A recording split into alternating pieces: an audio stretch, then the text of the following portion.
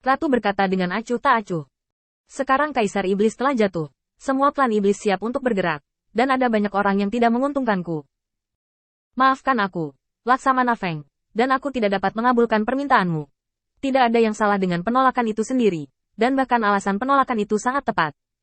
Tapi hanya ada satu hal yang tidak sesuai. Tidak cocok baginya untuk menolak setelah Feng Tianxing menunjukkan aura Kaisar Iblis.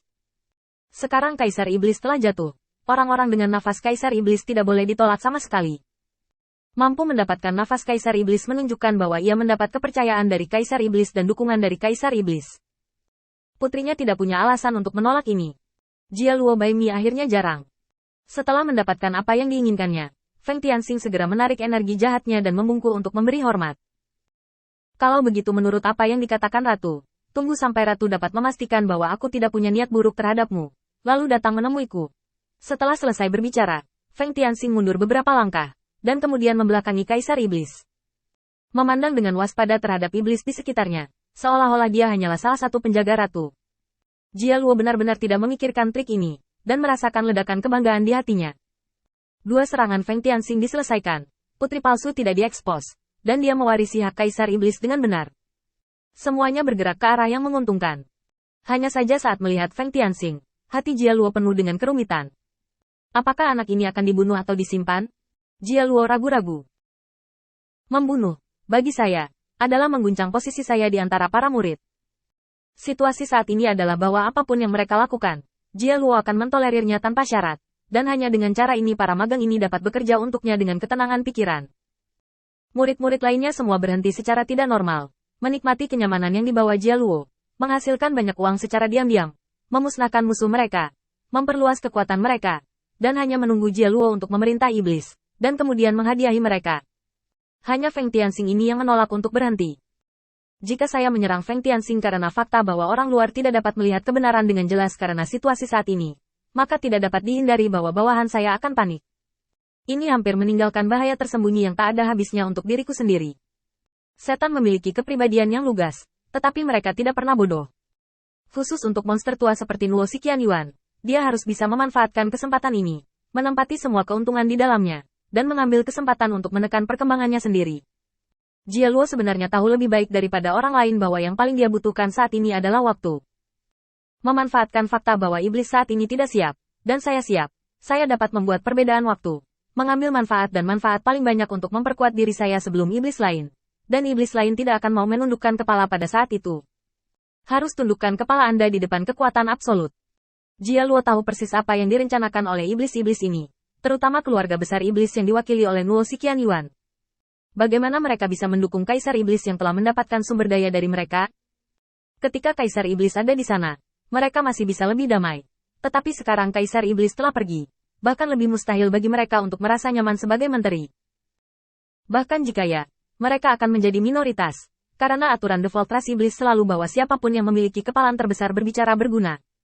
Sekarang Jia Luo sangat ingin mengambil tindakan karena ingin mendapatkan manfaat dari stabilitas. Semuanya berkembang dengan tertib, kecuali Feng Tianxing melompat keluar dari waktu ke waktu.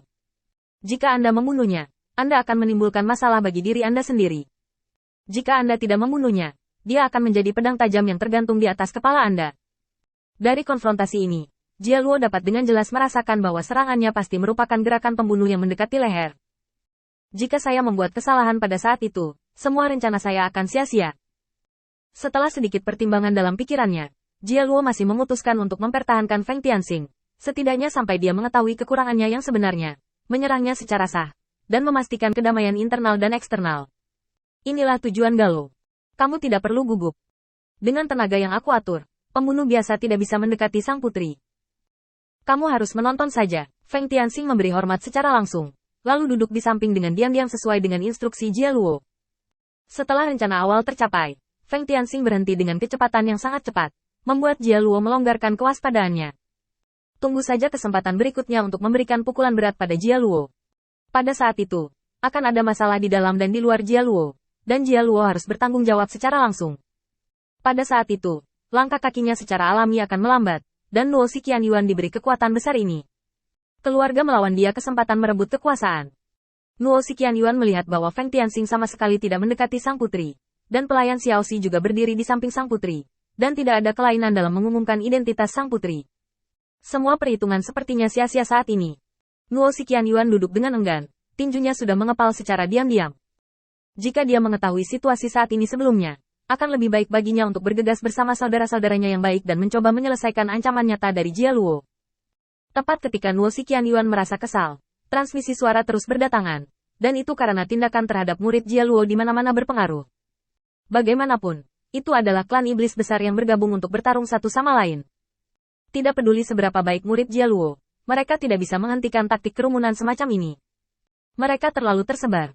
Dalam waktu kurang dari 1 jam, para murid Jia Luo di dekat keluarga besar telah diberantas. Ada juga banyak bukti bahwa setan sedang memantau keluarga besar setan. Kemungkinan membunuh murid Jia Luo adalah 50%, dan hanya 20% dari mereka yang terluka. 30% sisanya melarikan diri oleh murid-murid Jia Luo, atau berita yang dibocorkan, dapatkan mereka sebelumnya sudah siap. Singkatnya, pertempuran di luar dianggap sebagai kemenangan awal, dan Nuo Xiqianyuan juga memiliki keyakinan di dalam hatinya.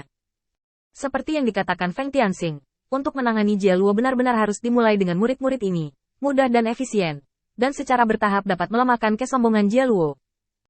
Sekarang berita tentang keluarga iblis besar pasti lebih cepat dari berita Jia Luo. Bagaimanapun, merekalah yang mengambil inisiatif untuk menyerang, dan pencuri ayam mereka memilih waktu penyerangan 5 hari sebelum konferensi Qingque. Bahkan jika berita tersebut menyebar dengan kecepatan tercepat. Datanglah kemari. Itu juga memakan waktu hampir 5 hari. Dan persiapan Jia Luo jelas tidak cukup untuk setiap murid. Pemberitahuannya mungkin sudah ada. Tetapi para murid itu tidak punya waktu untuk bersiap. Atau mereka telah diserang sebelum mereka diberitahu. Keuntungan dari medan perang yang jauh juga membuat Nuo Xiqianyuan menghela nafas lega. Tidak apa-apa dirugikan di pihak saya. Setidaknya saya bisa melihat penampilan Jia Luo yang kempes, bukan? Memikirkan ekspresi Jia Luo ketika mendengar berita itu, Nuo Xiqianyuan merasakan gelombang antisipasi di hatinya. Anda bisa menjadi sombong dan sombong sekarang, dan Anda akan menjadi baik nanti. Jia Luo tidak menyadari semua ini. Setelah menenangkan Feng Tianxing, dia melanjutkan topik sebelumnya. Bagaimanapun, setelah keributan itu, klan Qingque hampir mundur, dan hanya ada sedikit Qingque yang tersisa. Hanya perlu mengumumkan rencana dan mendapatkan dukungan dari setan-setan ini.